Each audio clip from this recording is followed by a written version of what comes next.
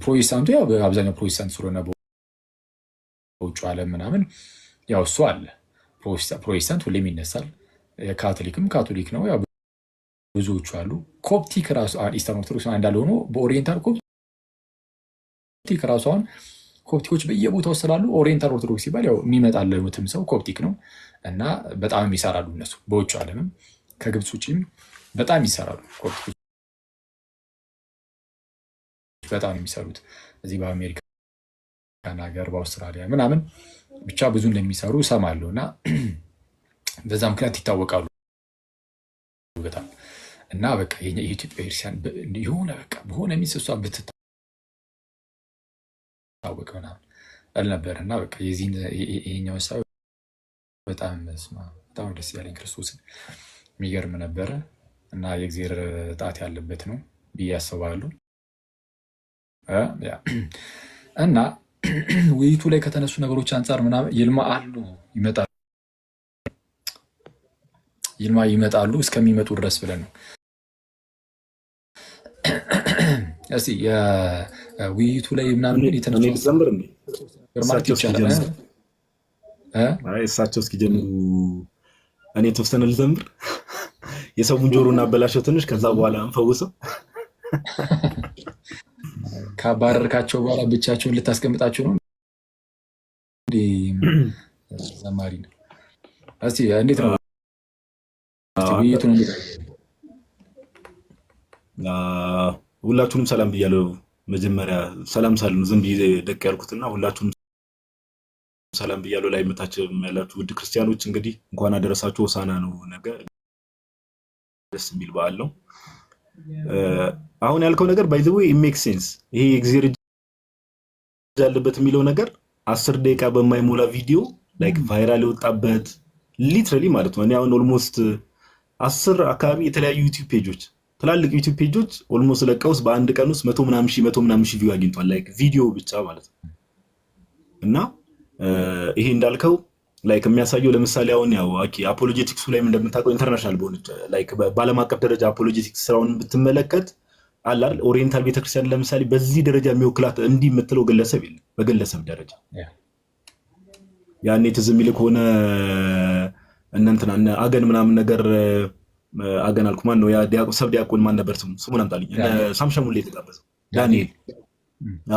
አሁን እሱ ራሱ አይተህ ከሆነ ስለ ቃል ኪዳን ጉባኤ ሄደው ሲያብራሩ ምን ሲሉ ላይክ አለ አይደል ኦሪየንታል ቤተክርስቲያን በጣም ብዙ ምሁር የሆኑ የተማሩ ብዙ ሰዎች እንዳሉ ሁሉ ግን አለ አይደል የሪፕሬዘንታቲቭ የምትለው ላይክ ቸርቿን ወክሎ በዚህ ደረጃ በትልቁ እንግሊዘኛም ሁሉንም ላንጉዌጆች የሚችል ሰው ብዙ ላይክ ይወጣ የለም ሚዲያ ላይ። እና እግዚአብሔር ደግሞ ይሄን ተጠቅሞበታል። ላይክ ኦሪየንታል ኦርቶዶክሲ በደንብ ሻይን እንዲያደርግ ተጠቅሞበታል። ለምን 10 ደቂቃ ነው። ቅድም ቪዲዮ ላይም ተናግረከዋል አንተ። ልጁ በጣም ሀምብል ሆኖ ነው ያወራው። መሰረታዊ የሚባሉ ነገሮች ላይ ከዚህ ሁሌ ቲክቶክ ላይ የሚነሱ ነገሮችን ነውና ባለፈውም ስናወራል ነበር። እንደው እንግሊዘኛውን እንደው እግዚአብሔር ለሐዋርያት መንፈስ ቅዱስን እንዳወረደው ለሳኑን ቢሰጠን ጥሩ ነበር። አንተ እዚህ የሚሰራውን ነገር በደንብ እንትን ለማለትና ጌታ ይመስገን ግን ደስ ይላል። ሰዎች ራሱ ላይክ እነዛን ሰዎች አልቲሜት አውቶሪቲ አድርገው የሚያስቡ ሰዎች ነበሩ ታውቃለህ። በተለይ አሁን ጴንጤቆስጣሉ ይሄ ነን ዲኖሚኔሽናሎች ሁለቱን ሰዎች እንደ አልቲሜት አውቶሪቲ ነበር የሚያስቧቸው ብዙዎቹ። እና ላይክ ፊት ለፊት ሲቀርቡ ግን ከታሪክ አንጻር የቤተክርስቲያን ታሪክ ምናምን ራሱ መሰረታዊ ኖሌጅ የላቸውም። እና እግዚአብሔር ይመስገን እግዚአብሔር ተጠቅሞበታል ብዬ በደንብ አስባለሁ። እውነት ለማውራት እግዚአብሔር ይመስገን ጸዴ እንትን ነበር። ከክርስቲያን ታሪክ ባሻገር ዲያቆን ምህረት በተደጋጋሚ ስለ ቅዱስ ቁርባን ሲያስረዳ ትራንስብስታንሺዬሽን ምናምን በሚል ለመተቸት ሞክሮ ነበረ ስቱዋርት። እና አይ እኔ ትራንስብስታንሺዬሽንን አልቀበልም ብሏል እሱ። አክቹዋሊ ማለት በቃ እሱ የካቶሊክ አይዲዮሎጂ እሳቤ ነው፣ ትንተና ነው፣ ዴፊኒሽን ነው እና እንደዛ አልቀበልም ብሎ ነበር። እና ግን መልሰው መላልሰው 10 ትራንስብስታንሺዬሽን ምናምን እያሉ ሲያዝጉ ነበር የካቶሊኮችን እያመጡና ይሄ በውጭ ዓለም በቃ የሆነ የሚታወቀው የኦርቶዶክስ እምነት ገና የክርስትናው እምነት በደንብ አያውቁትም ብለን መናገር እንችላለን ማለት እዚህ ቅዱስ ቁርባን ላይ የክርስትና የሆነ እምነት አለ፣ የካቶሊክ ደግሞ አለ። የካቶሊክ እምነት የክርስትና አይደለም። ትራንስብስታንሺዬሽን በፍጹም የክርስትና አይደለም። በቃ የራሷ የካቶሊክ ነው እንደ እይታ ምናምን ከፈለገች ተያዘው። የክርስትና ግን መሆን አይችልም። የጌታ ቤተክርስቲያንም አይደለም እምነቱ እንደ እምነት ደረጃ በቃ የካቶሊኮች እንደው በቃ የገለጹበት መንገድ ብለን እንያዝላቸው። ዝም ብለን በጣም ጥሩ ሰዎች ሆነን ማለት ነው እንደዛ ብለን ይዘላቸው የምንችለው እንጂ እኛ ሰብስታንሱ ይለወጣል አክሲደንሱ አይለወጥም ምናምን እንደዚህ አይነት ትንተና ውስጥ እኛ እንግዲህ ያስፈልጋችኋል ብላ አታስብም ማለት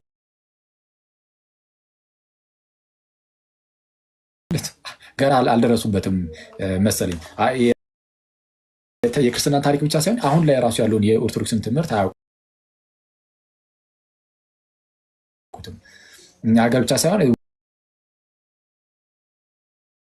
ውጭ ያሉትን ፕሮቴስታንቶች ያስብላል። እንዴት አየው እሱ ነው?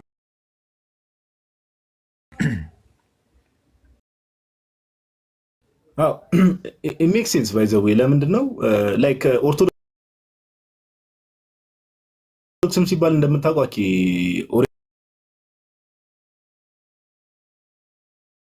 ኦሪየንታል ኦርቶዶክስ እና ኢስተርን ኦርቶዶክስ የሚለውን ነገር ራሱ ስፕሊት አድርገው ምን ያህሎቹ ይረዳሉ የሚባለው ነገር ላይክ ብዙ እና እሱ ራሱን ችሎ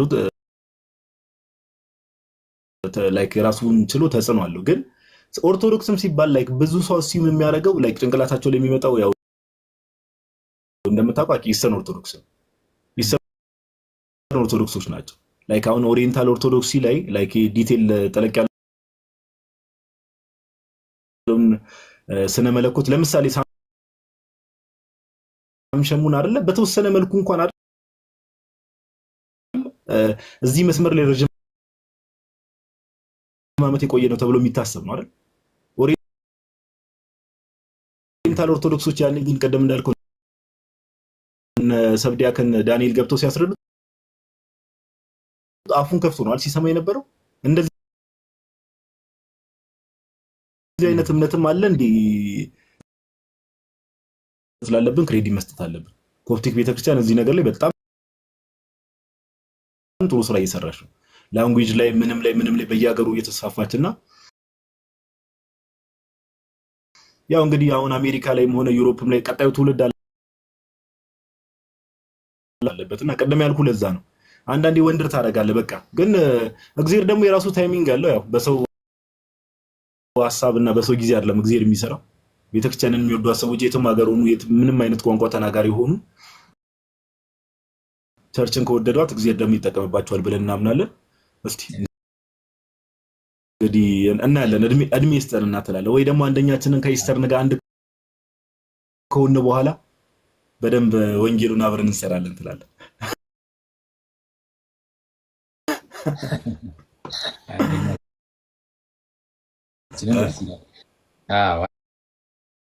አይ በጣም ደስ ይላል። ያው አክቹአሊ ረሱ መግባት በጣም ጸድ በጣም የእግዚአብሔር ካረዳ ነው እና እንደተባለውም የኦርቶዶክስን እምነት አለማወቅ ይታያል። ዲያቆን ምህረት ይዞ የቀረበው ትራንስብስታንሺዬሽን የኛ አይደለም። ትራንስብስታንሺዬሽን የካቶሊክ ነው። በተደጋጋሚ ነው የምንናገረው። ትራንስብስታንሺዬሽን ምን መሰላችሁ? ቅዱስ ቁርባን ላይ ይሄ ሌላ ነገር የተወሳሰበ ነገር እያወራን እንዳይመስል ምናልባት ለማታውቁ ሰዎች ለቅዱስ ቁርባን የሚቀርበው ለጌታችን ስጋ አክሲደንትስ የሚሏቸው የተወሳሰበ ነገር የለም። በደንብ አድርጋችሁ ሲያስሙ አክሲደንትስ የሚባለው ፊት ለፊት ላይ የሚታየው ያ ነገር ከለሩ ሊሆን ይችላል። የህብስቱ ለምሳሌ ከለር፣ ጣዕሙ ህብስት የአይነት ጣዕም ይኖራል። ልክ እንደዛ ማለት ነው። እሺ ያንን አክሲደንትስ ይሉታል።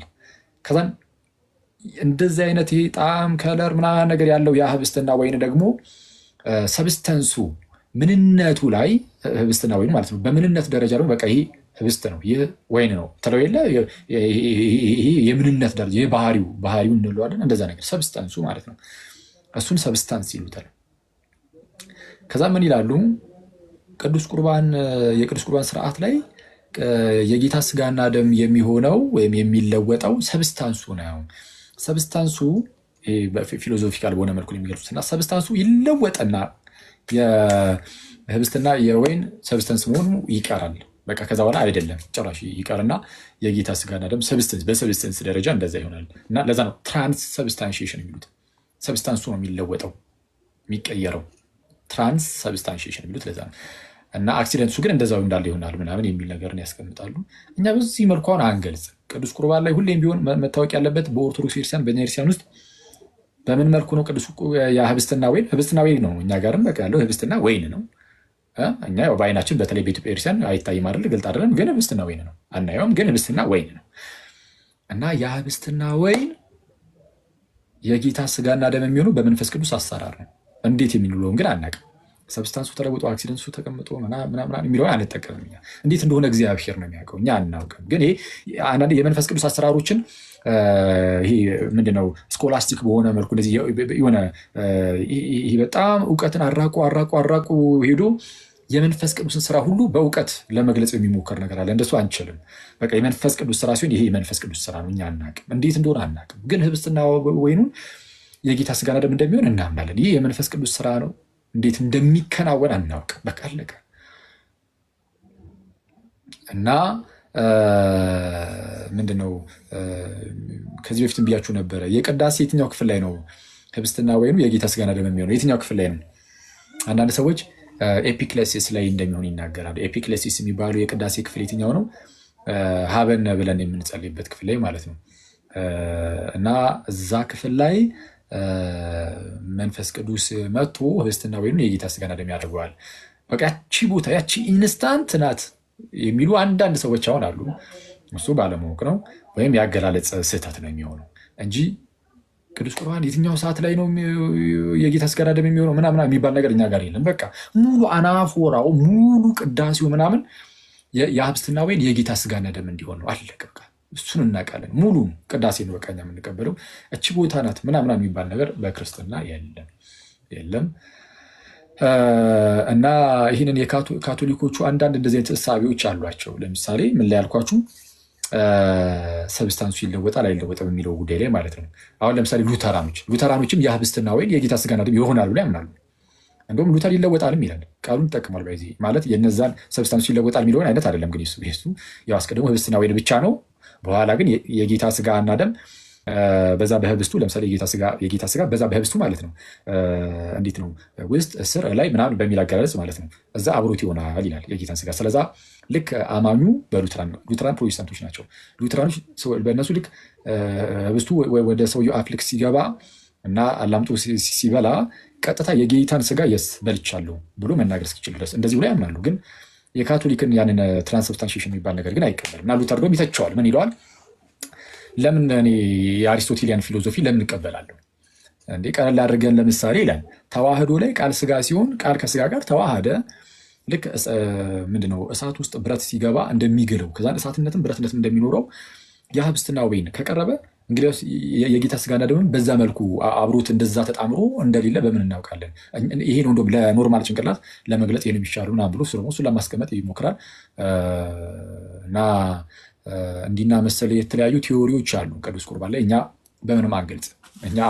እኛ ህብስትና ወይኑ የጌታ ስጋና ደም ይሆናል፣ አዎ ይሆናል እንልና ከዚህ በኋላ ካቶሊኩም ሉትራኑም የራሱን እንግዲህ ማብራሪያ ለመዘርዘር ሊሞክር ይችላል። እኛ ግን አዎ ያ ህብስትና ወይን የጌታ ስጋና ደም ይሆናል ካልን በኋላ አፋችን የሚከፈተው ያንን የጌታን ስጋና ደም ለመቀበል ብቻ ነው የሚሆነው እንጂ ሌላ ነገር በስጋና ደሙ ላይ ሌላ ነገር ለመናገር አፋችን አይከፈትም። አፋችን የሚከፈተው በቃ ያንን የጌታ ስጋና ደም ተቀብለን ህይወት እንዲሆንልን ብቻ ነው አፋችን የሚከፈተው። ለዛ ይሆናል ማለት ነው። ከዛ በኋላ እና ከዛ ነው ጌታችንም ህብስትና ወይን ሀሳብ እንድትሰጥበት እግረ መንገድ ካቶሊኮች ዩካሪስቱን ወርሺፕ ያደርጉታል።